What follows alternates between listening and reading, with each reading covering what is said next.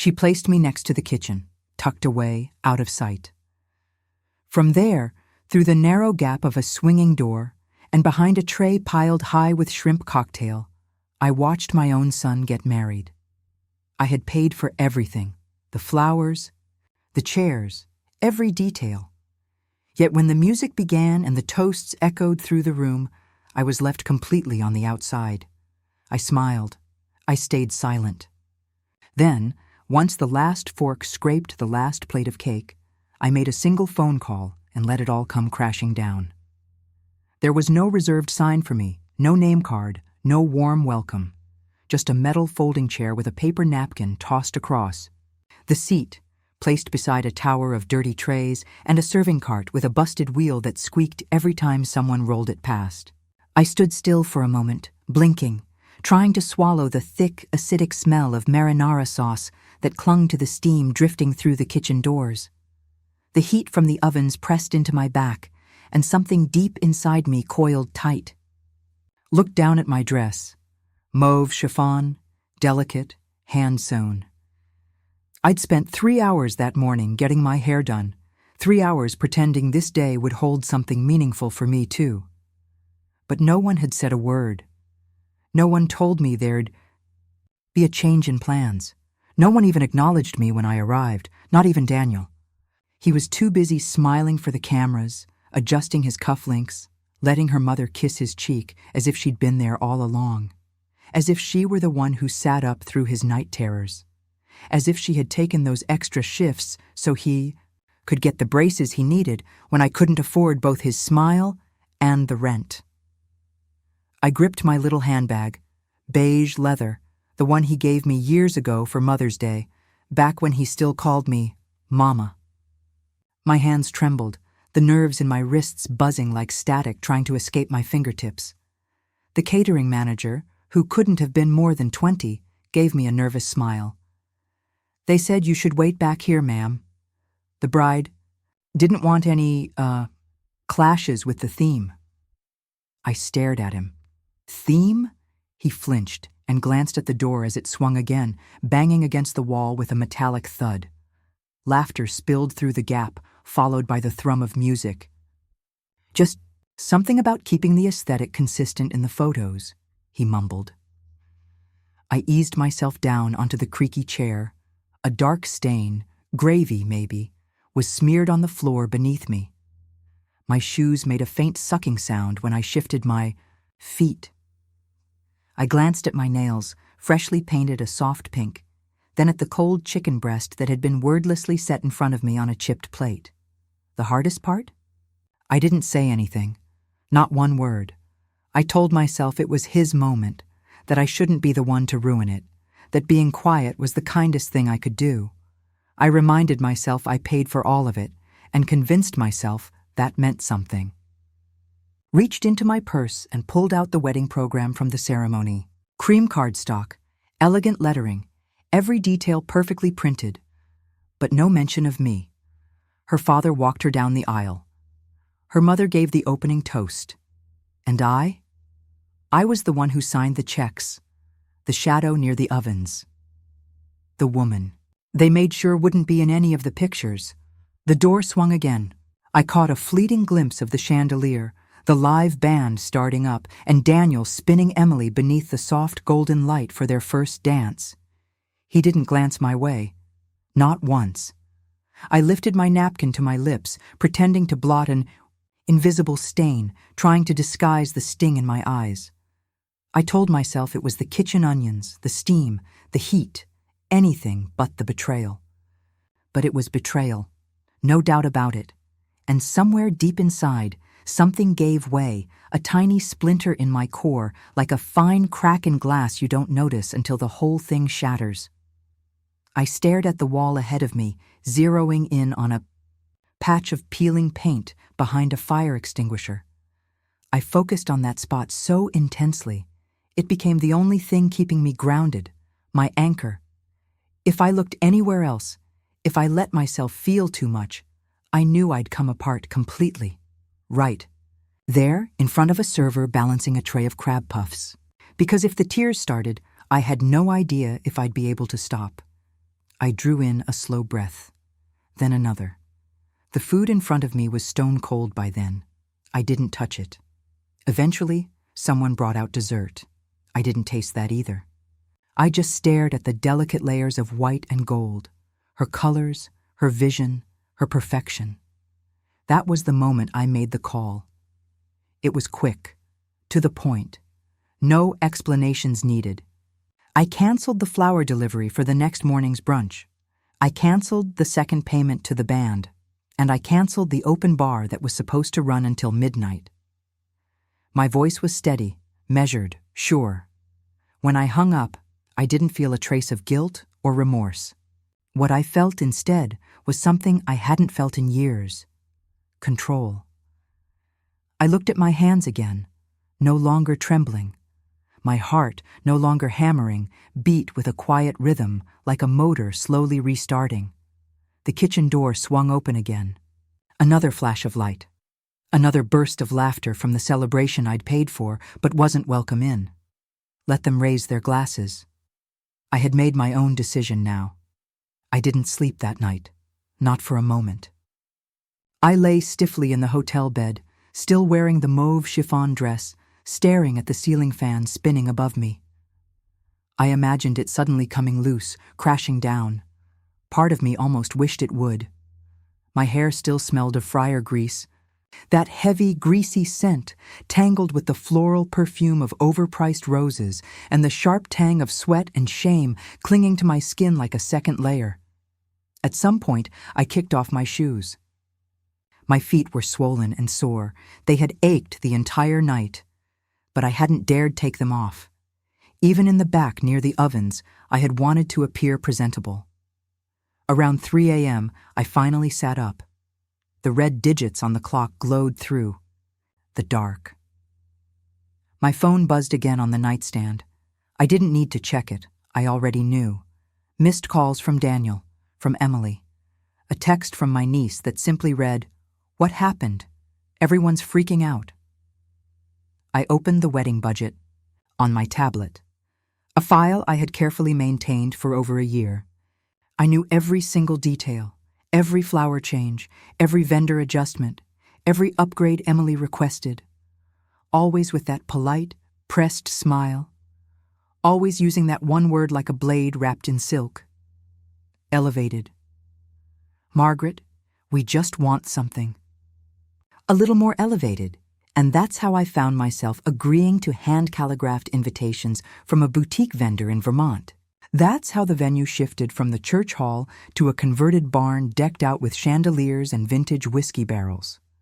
That's how the modest open bar evolved into a custom cocktail spread and the cake ballooned from 2 tiers to 5. I paid for all of it. Not a cent came from Daniel, not from her parents. And I never asked them to contribute, because I wanted him to have everything I couldn't give him when he was young. I wanted him to feel like nothing was missing. As I scrolled through the transactions, my eyes caught on something. 2 charges I hadn't authorized, dated just days before the wedding. Bar tab from a tasting night, upgrade to the rehearsal dinner. Same restaurant where they tucked me away near the kitchen again. My stomach twisted when I saw the charges. I checked the card twice. Mine, used without my knowledge.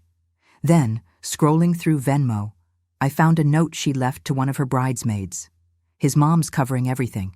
Might as well go big. Wedding. Vibes. I didn't cry. Not this time. I didn't feel anything, really. Just that heavy, vacant silence that follows too much hurt. Like every nerve inside me had gone numb, curling in on themselves for protection. I reached for the lamp and flipped it on. The sudden brightness made my eyes sting. When I looked in the mirror above the dresser, I startled myself. Smudged mascara ringed my eyes. The softness in my face had been replaced by something sharper, something hollow. One side of my hair was flattened, pressed into an uneven wave from the pillow. I looked like someone who had aged a decade overnight. Then something shifted. I smoothed my hair back, washed my face, sat down at the desk and opened my email. I wrote 3 messages to the florist. Please cancel the Sunday delivery. The remaining balance will not be paid. Thank you. To the band. Due to a change in the event schedule, the second performance is no longer required. Consider the matter closed. To the bar vendor. We are reducing post-reception services. Please cancel the second shift. Do not charge the remaining balance. Each email was brief. Professional, final. It was nearly morning when I hit send. The sky outside was turning from pitch black to a tired, bruised blue. I closed my tablet, sat back on the bed, and listened to the soft hum of the air conditioning. And for the first time in months, I felt something like clarity. Not rage, at least, not yet, but certainty. I was done. Done being the backup plan. Done being the account balance. Done being forgotten. Let them scramble. Let them notice the moment the music stopped, when the bar closed early, when the flowers never showed. Let them wonder what went wrong. And maybe, just maybe, they'd remember who made it all possible in the first place. The woman in the kitchen. The one they made sure wouldn't be in any photos. The music from the reception thudded through the wall behind me like a faint, mocking heartbeat. I sat there in that metal folding chair, picking at a plate of cold hors d'oeuvres, sipping a diet soda from the catering cooler, trying not to listen. But every laugh, every cheer, every clink of a champagne glass managed to find its way through that swinging door, each one a reminder of where I wasn't. A toast began, male voice, probably her father or Daniel's best man. I leaned back slightly, just enough to glimpse the hall through the door's narrow gap. There they were, perfectly posed in front of that absurdly expensive floral arch, the one I paid Dylan for. Rows of gold chairs, flickering floating candles, a custom neon sign glowing in cursive. The future is forever. Even without seeing their faces, I knew the voices.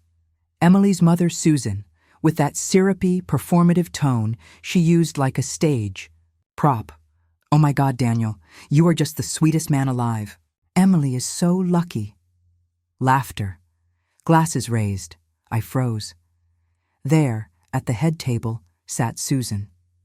Draped in navy chiffon, layered in pearls, as if she'd stepped out of some country estate, which she hadn't. We'd only met 3 times before the wedding. She'd never once asked about me, never once offered to help cover the costs, never once said thank you. Next to her, Emily's father held court like royalty, loud, self-assured, acting like he ran the whole event. I remembered what he'd said to me at the rehearsal dinner, with that patronizing smile. We really admire your perseverance. Must have been tough raising Daniel on your own. Perseverance. Like I'd gone on some noble journey, as if I'd simply climbed a hill, not spent years working back-to-back shifts in scrubs just to keep food on the table. Just to make sure my son didn't go to school in hand-me-downs. And there he was. Daniel. My Daniel. Only now he looked like someone I didn't know, grinning like a stranger, nestled between her parents as if he'd always belonged there. I scanned the room, hoping to find a familiar face. Carol, my sister, sat 2 rows back beside our cousin Diane. Neither of them glanced in my direction. No one did. I wasn't part of the celebration. I was a complication, neatly handled with a seat tucked away in the back and a door that stayed shut behind me. A server brushed past, young, probably a college student, offering me a quick, uneasy smile after noticing my plate. "Would you like a refill or anything?" she asked, her tone hesitant, apologetic. I shook my head. "I'm fine," I told her. But I wasn't. Not even close. Everything ached. My feet, my shoulders, my jaw so tightly clenched that a dull throb pulsed behind my eyes. My chest felt heavy, as if something rotten and immovable sat lodged where my heart should be. I looked down at the plate in front of me. 3 olives, a wedge of brie, a lone triangle of toast that looked as weary as I felt. I hadn't eaten since breakfast, but the idea of food turned my stomach. It felt locked shut, like a fist. My throat, dry and narrow, refused to open. I remembered asking Emily about the seating plan weeks ago, as gently as I could. "Have you figured out where I'll be sitting?" I'd asked. She smiled, polite, practiced, and tight around the edges. "We're still finalizing everything. Don't worry, Margaret. You'll be included." I should have recognized that. Smile for what it was. Deep down, I did. I knew I was being handled, moved around like scenery. I was invited because it looked good, tolerated because it checked a box, but never really welcomed. And the worst part? I agreed to all of it. Every step of the way, I nodded along as they slowly erased me. No speech, no mother-son dance. It would feel too awkward, they said. No photos before the ceremony, no name in the program, just a chair tucked into a forgotten corner of the kitchen. Then I heard it again. Daniel's laugh. That low, full-bodied laugh I knew from his childhood, from afternoons chasing him through the sprinkler in our backyard. The kind of laugh I hadn't heard aimed my way in years. Something stirred in me then. Not sadness, not disappointment. Anger, measured, cold, quietly consuming. I stood and made my way toward the swinging kitchen door, placing a hand on its edge. I eased it open, just enough to peer through. My eyes met Emily's. She saw me. She knew where I was, knew what had been done, and smiled, not sheepishly, not with regret. Her smile was serene, composed, as if everything was in its rightful place.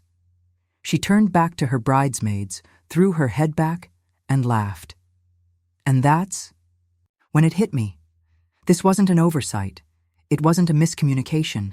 It was intentional, planned. She didn't want me there, and Daniel had allowed it. They both had. Something inside me shifted, not shattered. No, not this time. It realigned. My role in their lives had changed, and I wasn't going to pretend otherwise anymore. Let them have their spotlight. Let them toast and pose and sip their champagne. They thought I didn't matter. They had no idea what I could take with me when I left. The toast began as I stood by the door. The lights dimmed, casting a warm glow over the reception hall. String lights twinkled overhead, and gold charger plates gleamed on every table. The mic screeched for a moment, then her father's voice rang out, loud and theatrical. To our daughter, Emily, and her perfect new husband, Daniel. Applause and cheers followed. I stepped back into the kitchen. Behind me, it buzzed with urgency. Metal trays clattered, voices overlapped. A server argued over a gluten-free meal for table 12. I moved aside, leaned against the wall. The plaster felt cold against my spine. The air smelled of garlic and hot oil, thick and unrelenting. On. The other side of the door, her father's voice continued, warm and theatrical. When Emily was a little girl, she always dreamed of a fairy tale, of castles, a prince, and a happily ever after. Well, sweetheart, today you got it. Another round of applause followed. My breath hitched. He hadn't been around when Daniel was a child.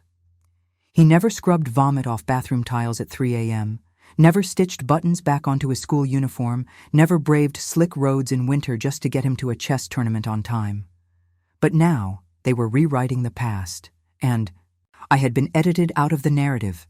I looked down at my hands, skin mottled and fragile, fingers faintly trembling. The air vent above me blew cold, raising goosebumps on my arms. Then Emily's mother took the mic. Her voice was syrup-sweet, too practiced. We're so grateful to be surrounded today by the people who love Emily and Daniel, and we're thrilled to welcome Daniel into our family. He already feels like a second son to us. Another round of cheers. Like a second son, still not a word about me. Not even a vague gesture of thanks. No, we appreciate everything Margaret's done. No, this day couldn't have happened without her. Nothing. I bit the inside of my cheek until I tasted blood. My legs ached, but I wouldn't sit. Then came the part I'd been dreading, Daniel's speech. He stepped up to the microphone, looking poised, confident. The strong jaw, the custom-tailored suit, one I had helped pay for. I remembered the first time I saw him breathe, his tiny body hooked up in the NICU. And now here he was, fully grown, radiant, and unrecognizable. "I just want to thank everyone for coming," he said. His voice was deeper, more refined, like he'd practiced this moment in front of a mirror. "Emily, you've made me the happiest man alive, and to your family, thank you for welcoming me like one of your own. I feel truly at home with you." My throat tightened. "And to everyone who helped make today possible, thank you. This has been the most amazing day of our lives. Not a single mention of me. Not my name, not my efforts. I had paid for the venue, the caterer, the photographer, the DJ, the linens, the custom neon sign glowing behind them. I even paid for the dress she wore while she clung to his arm. And yet, I might as well have been a ghost." Applause again. The staff clapped. I didn't move. The music resumed and the dance floor started to fill. Someone set a slice of cake in front of me on a flimsy plastic plate, vanilla with raspberry filling. Her favorite, not mine. I never liked raspberry. I stared at the gold plastic fork beside it. My hand was steady now. I thought of the chocolate. Cake with rainbow sprinkles Daniel wanted when he turned 10, the one from the bakery window. I worked 2 extra shifts just to buy it. His face lit up when he saw it. He hugged me tighter than he ever had. That boy was gone. In his place stood a man who didn't remember to save me a chair. I placed the cake aside. I waited until the last of the desserts were served, until guests were rising from their seats, jackets unbuttoned, ties loosened, napkins dabbing at mouths. When the music hit its peak, I walked out. Past the servers, past the bar, out the side door. The air outside was crisp and still, that kind of silence that makes your ears ring. I pulled out my phone and made 3 calm, polite calls, one to the florist, one to the band, one to the bar manager. No explanations, just clear instructions. By the time I returned to the hotel, the gears were already turning. The next day brunch, canceled, the late-night music set, pulled, the second bartender, gone, specialty cocktails, off the menu. I had stayed silent long enough. Let them enjoy what was left. Let them notice the holes where I used to be. Let them wonder, ask questions. I didn't care if they called me petty, dramatic, or ungrateful. They had already written me out of the story. All I did was close the chapter. Back in the hotel room, the scent of rose lotion lingered in the air, mixed with a faint metallic sharpness. Stress, maybe, or something in my skin. I sat cross-legged on the bed. The comforter was still smooth, untouched since I'd checked in 2 nights ago. I hadn't cried, not once. But something in me had cooled, not frozen. Frozen things shatter. I was solidifying, hardening, tempered. The sky outside was still dark. Dawn hadn't yet arrived. I reached into my purse and pulled out my phone. 6 missed calls, 2 voicemails, a flood of texts. From Daniel, "Where are you? Why is brunch canceled?" From Emily, "I don't understand. What's going on?" And finally, Mom, "Seriously, this isn't funny. Are you okay? Please answer. This is so childish." The message blinked on my screen. I let out a small breath of amusement, a dry, quiet laugh through my nose. Childish. That's what they thought this was. I opened my banking app again. My fingers moved automatically, guided by decades of habit, like the muscle memory of someone who used to balance a checkbook every Sunday evening without fail. There they were, the charges, bold, entitled, unapproved. My new daughter-in-law had helped herself to my card for a pre-wedding night out and a full day of pampering with her bridal party. The details were all there in the receipts. Champagne, brunch for 8, Manicures, facials, luxury spa treatments. No one asked. No one told me. The trust I'd carried so long, quiet, old, worn in like a quilt that had covered me for years, felt like it had been torn apart in my sleep. Cut through and frayed, beyond mending. I switched to my email. 2 new messages, one from the florist. We're disappointed by the sudden cancellation, but we understand.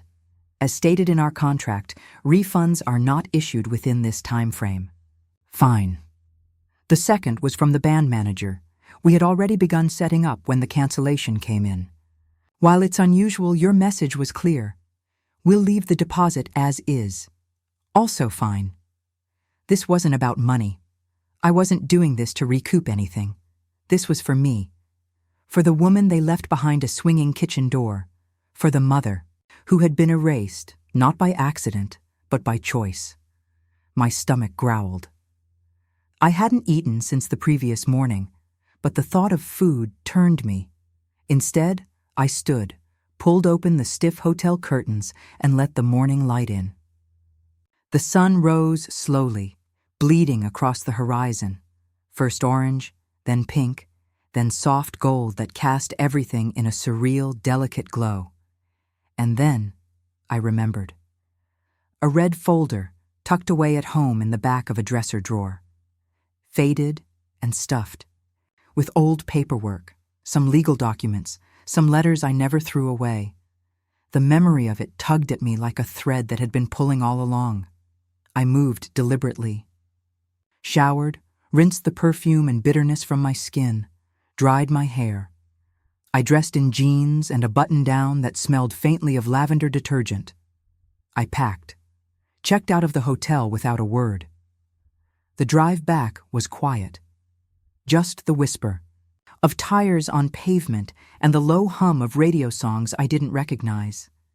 The kind of silence that lets thoughts rise, loud and raw. He didn't mention you. They saw where you were sitting. No one spoke up. When I pulled into my driveway, the rose bushes I planted 2 summers ago were blooming, rich, full, unapologetically vibrant. I didn't stop to admire them. I walked straight inside, into the bedroom, opened the dresser, and pulled out the red folder. I sat on the bed and sifted through the papers, insurance forms, faded photos, old receipts. Then, at the very bottom, I found the envelope. Its edges had yellowed with age. The postmark was from Arizona. On the front, my late husband's handwriting and a date, written in the year he left. I had discovered it not long after he died. I hadn't been able to open it then. It felt like a ghost reaching back for me, asking for more than I could give. I wasn't ready. Now I was. I slid a finger under the flap. The paper inside was thin, the ink slightly faded. The writing was unmistakably his. Slanted, neat, familiar. Margaret, I know you probably never wanted to hear from me again, but I need you to know something. My heart beat faster. My hands trembled just slightly. I've carried this for too long. I can't take it to my grave. You deserve the truth. Daniel, he isn't biologically yours. I found out years ago, before we were even married. Emily was already pregnant when we met. I thought I could pretend. I thought we could both live with it, but I never told you. Neither of us did.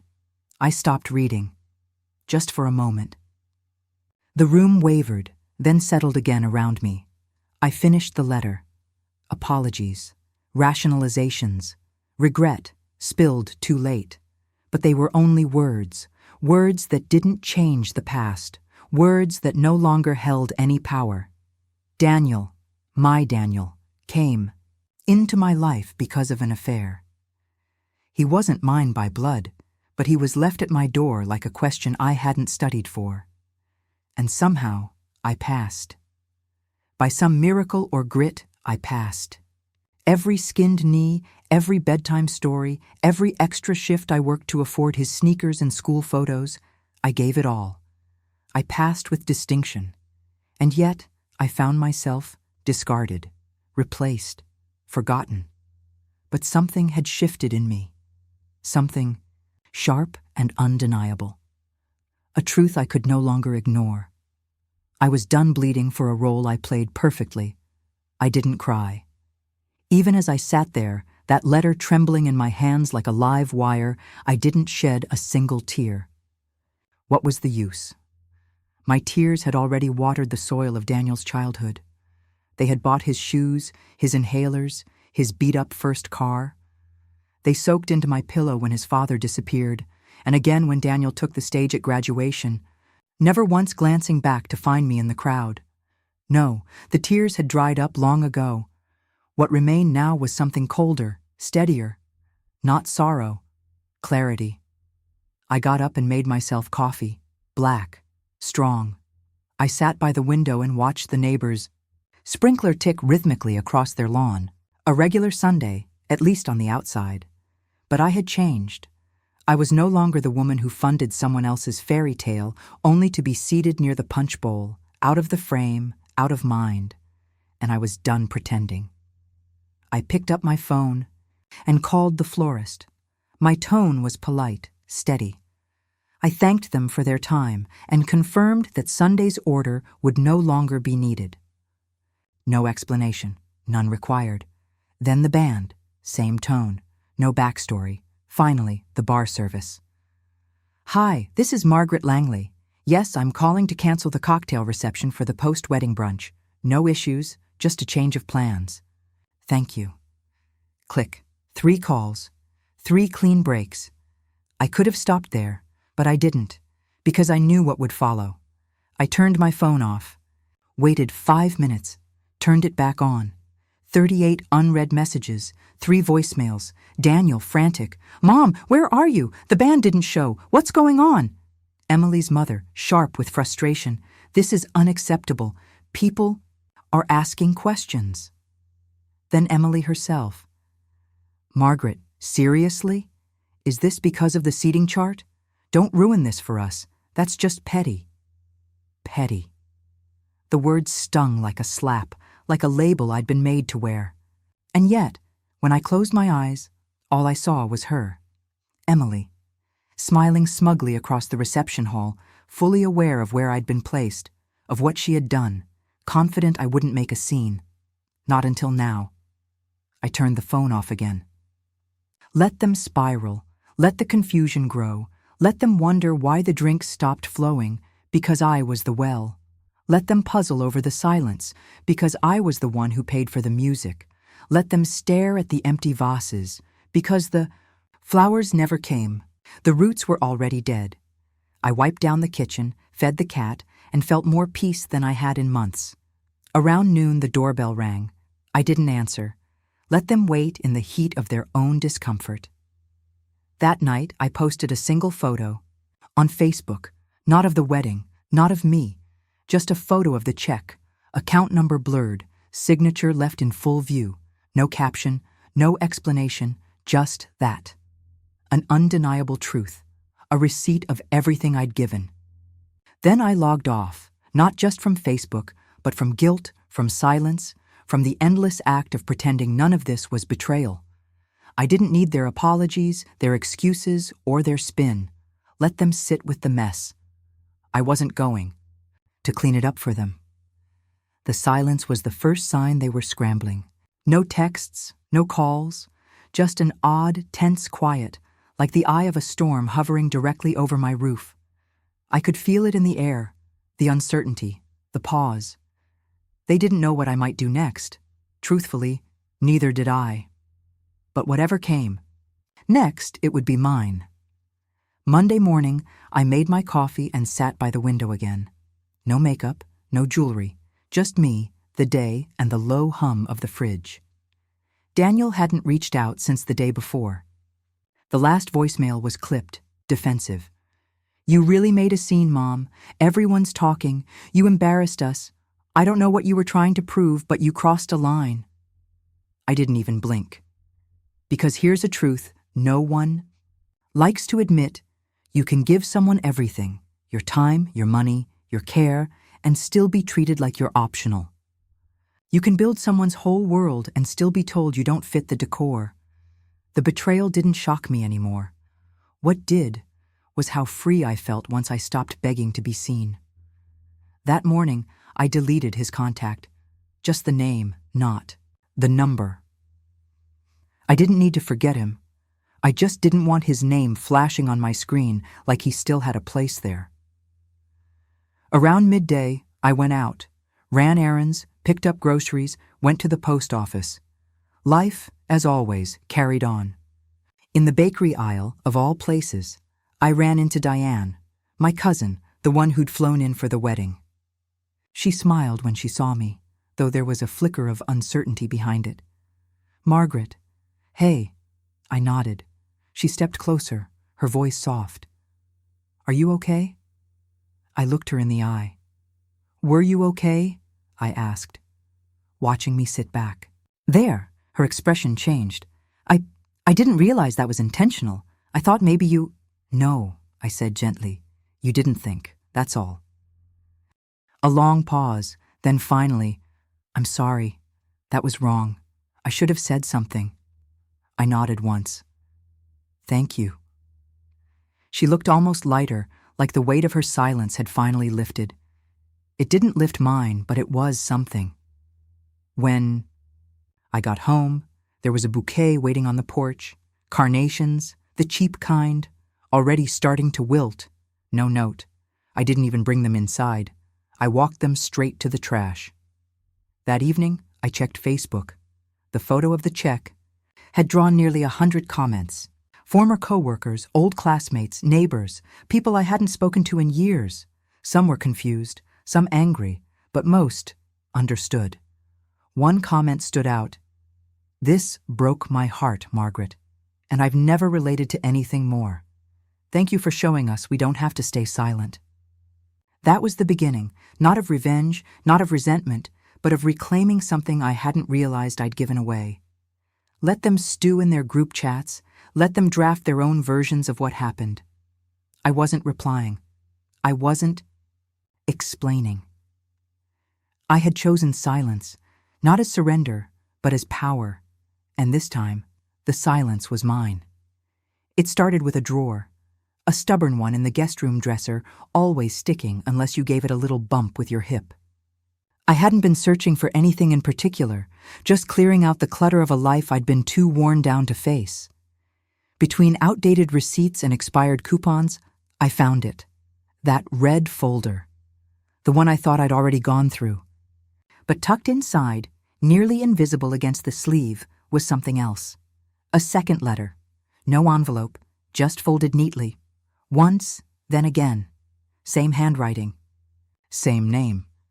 My ex-husband's signature stared up at me like it had never left. Michael. It was dated 3 days before he died. "Margaret, if you're reading this, I guess the first letter made it to you. I don't know if you ever opened it. I really hope you did. I won't spend time apologizing again. I've done enough of that. What I need now is to say something more, something I couldn't carry any longer. Something I should have told you years ago. Daniel wasn't just someone else's child. He was never meant to be yours at all. When Emily left him on my doorstep, she had no intention of keeping him. She was only 18, scared out of her mind, and she asked me to put him up for adoption. But I couldn't bring myself to do it. My heart wouldn't let me. So I lied. I told you he was ours, a mistake from before we were married, and you believed me. You accepted him, raised him, poured love into him, like he was your own flesh and blood. But he wasn't. Not even close. He was a stranger's baby, and still, you made him your world. I can't begin to guess how you'll feel reading this, but God, I hope you understand this one thing. No matter what else I got wrong, I was right about choosing you. You were the only person strong enough to be his mother. Not because of biology, but because of your heart. I sat still, the words pressing down on me like a weight I hadn't realized I was carrying. He wasn't mine by blood, not even an accident. He was left to me by someone who didn't want him, who walked away like they'd done me some kind of favor. My breath caught for the first time in days. My knees gave way, and I sank to the edge of the bed, the letter still clutched in my hand. My mind filled with memories. The first time I cradled Daniel to sleep, his tiny hands resting on my shoulder. His first word, truck. The night I rushed. Him to the ER barefoot because his fever scared me senseless. The school project he cried over when the volcano wouldn't erupt. His first real heartbreak. His joy when he got into college. All those moments I thought were ours. I had built my life around that boy. Being his mother had become the core of who I was. And now I had to face something no woman should have to. He never truly saw me as his. He loved what I gave him, not who I was, not really. If he had, he never would have let her relegate me to that kitchen. He wouldn't have stayed quiet. He wouldn't have allowed them to erase me. I placed the letter on the bed and smoothed it with my palm. It didn't feel like betrayal anymore. It felt like release. For 62 years, I had lived a life shaped entirely around others. Wife, mother, caretaker, invisible. But staring at the faded ink on that paper, I saw something else. I had power I didn't know I had, because I loved. Fully, without condition, even when he wasn't mine. I never let that stop me. I stayed when others didn't. I built a family from nothing, not because of shared blood, but because I chose to. And now I could choose again. I left the letter, right there on the kitchen table. I didn't tuck it away or hide it. I let it sit, open and honest, no longer something I needed to protect myself from. As I walked through the house, it felt like I was seeing it for the first time. The plain beige walls, the sun-faded pictures, from Daniel's high school graduation, the dent in the doorway where he crashed his bike trying to ride indoors. I used to smile at that dent. Now I just looked at it. This house had become a monument to all the parts of me I gave up to keep him whole. The worn-out armchair where I nursed him, the sewing kit I used to fix his clothes. Every corner held a quiet story of sacrifice.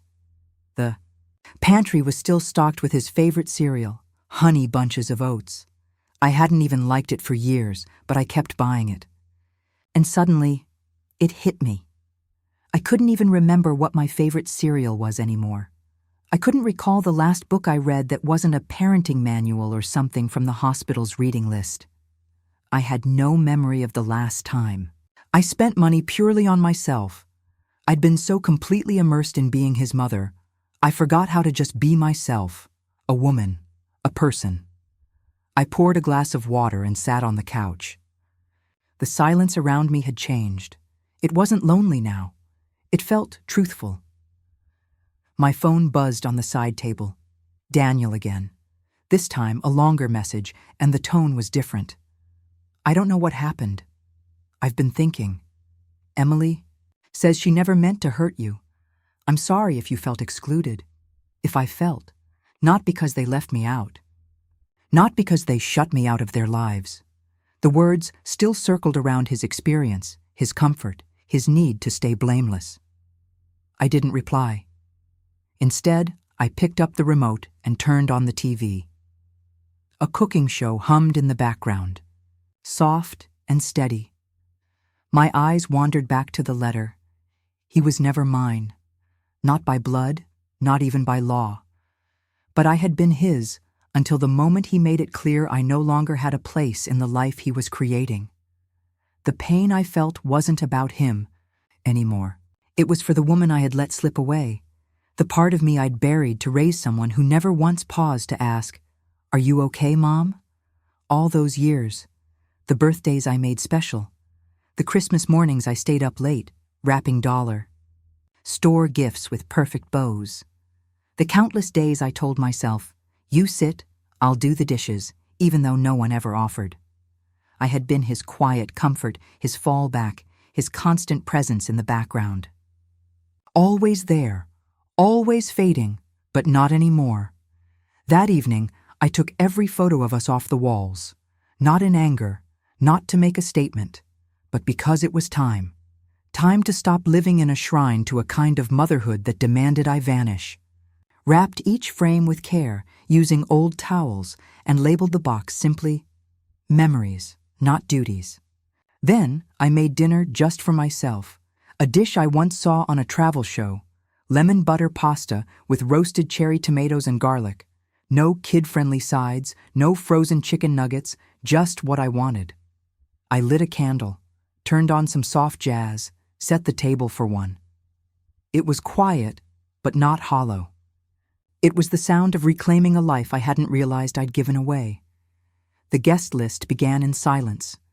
No fancy stationery, no gold foil, just a yellow notepad and the scratch of my pen moving across it. One by one, I wrote the names. Not people I had to invite, but people I wanted to see. Claire, my old friend from the ER, who used to sneak coffee into my locker when I pulled back-to-back shifts. Mr. Henderson, my neighbor, who never let a snowstorm pass without clearing my driveway. Dina from the bookstore I stop into every Sunday, who always asked how I was doing and genuinely cared about the answer. Nurse Janet, who once stayed late on her own birthday just so. I wouldn't have to face a full shift alone. None of them shared my blood. But every one of them had seen me, truly seen me, in ways my own son never had. And that was my new theme, choosing people who chose me back. It wasn't for a holiday or a special occasion, just a simple dinner at my home, at my table. No folding, chairs, no back kitchen, just space made for me. I spent the following days getting everything ready, not to impress anyone, but simply because I wanted to. For the first time in what felt like forever, I wasn't preparing something to fit into someone else's narrative. This wasn't for Daniel. It wasn't about redemption. I wasn't trying to prove anything to anyone. It was about making space. For joy. For me. I walked to the market and hand-picked everything myself. Fresh basil, garlic, heirloom tomatoes. Not a frozen appetizer tray in sight. I even bought a new tablecloth, blue with bright sunflowers. It reminded me of something I might have loved at 20, before all the shoulds started building. A wall around my life. On the morning of the dinner, I got up early, turned on music, and began to cook. Van Morrison, Stevie Nicks, Norah Jones, the house filled with the scent of garlic, lemon zest, and olive oil. It smelled like warmth, like intention, like home. Claire was the first to arrive, just before 6, carrying a bottle of red wine and beaming. "You look amazing, Maggie," she said. And I did. My hair was loose, gray touching the edges, but soft and sure. I wore a linen blouse that felt cool against my skin. No tight shapewear, no smeared mascara. Just me. The others trickled in one by one. 6 guests total. Laughter echoed. From the doorway, hugs lingered a little longer than necessary. Wine was poured freely, no one asking if it was okay. We sat around the table I once used to fold laundry and help Daniel with his math homework. That night, it was covered in shared dishes, clinking forks, and napkins held to smiling mouths. I laughed. I really laughed. Someone shared a story about a terrible first date. Someone else admitted they habitually steal pens from the bank out of pure spite. And somewhere between dessert and second helpings, I felt it hit me. This was family, not bound, by blood, chosen, honest. I didn't feel forgotten. I didn't feel managed. I didn't feel like I was taking up space that didn't belong to me. I felt here. As the evening wound down, we all sat beneath the string lights I'd strung across the back porch. Claire raised her glass and said, "To Margaret, for being the kind of woman who reminds us it's never too late to take your place at the head of your own table." The clinking of glasses followed. I smiled, my voice steady when I raised mine and said, "To finally being seen." The knock came just afternoon. It wasn't loud or urgent, just steady, like he already knew I was home and planned to wait as long as it took. I stood in the hallway barefoot, staring at his shape behind the frosted glass. Daniel. It had been a week since the wedding. 7 days of silence from me. 7 days of unraveling for him. I opened the door slowly. He looked the same, but different. The suit was gone. So was the glow. He wore a wrinkled t-shirt, his eyes ringed with shadows. His mouth tightened as if he'd prepared 10 different ways to begin and forgotten every one of them. "Hi, Mom." I didn't say it back. I stepped aside and let him in. He paused, then walked past me into the living room. The house was spotless and still, bathed in sunlight. His eyes scanned the room and caught on the mantel. The photos were gone. Every single one of him. His gaze settled on the empty spaces. "Where are the pictures?" I didn't answer. "Sit," I said, voice calm, measured. He sank into the armchair across from me. For a while we sat in silence. Then he sighed, dragging a hand through his hair. "I didn't come here to argue." I nodded. "Good. He paused. "I don't understand what happened.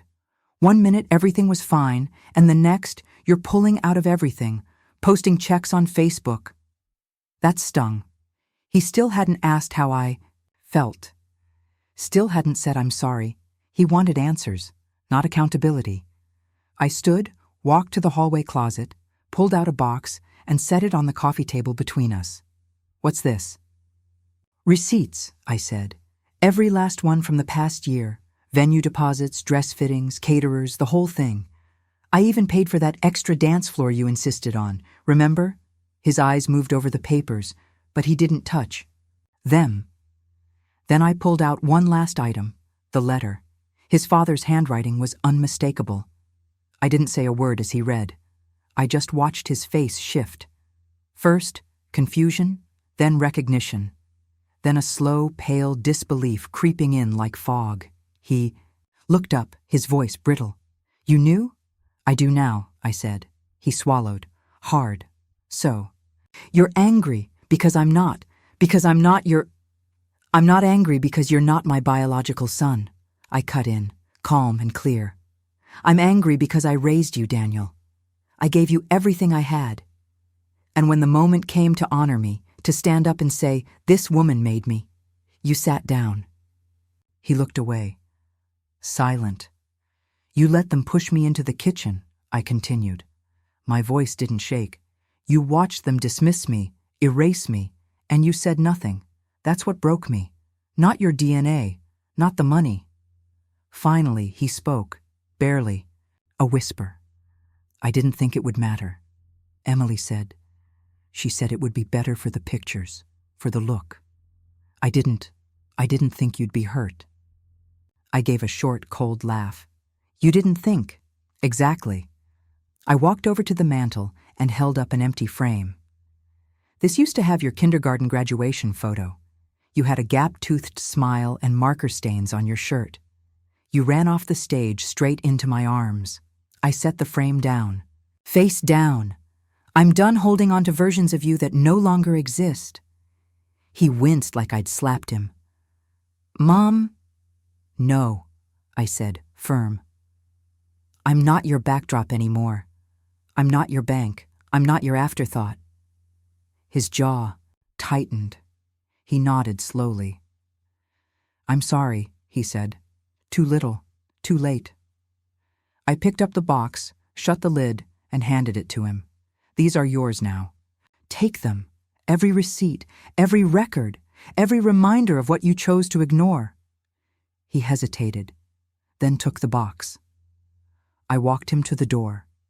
He paused in the doorway, glanced back, like he was searching for something, some crack in my expression, some softness that might mean the door would open again later, but it wouldn't.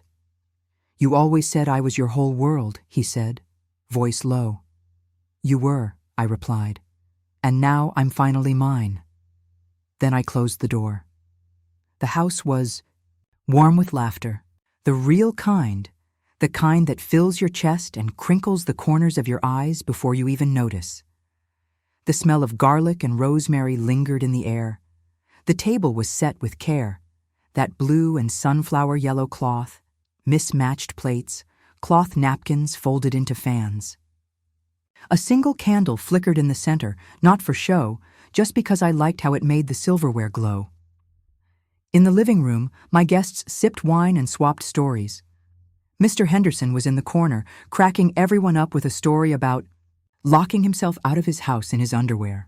Claire was wiping away tears, laughing so hard she couldn't speak. And me?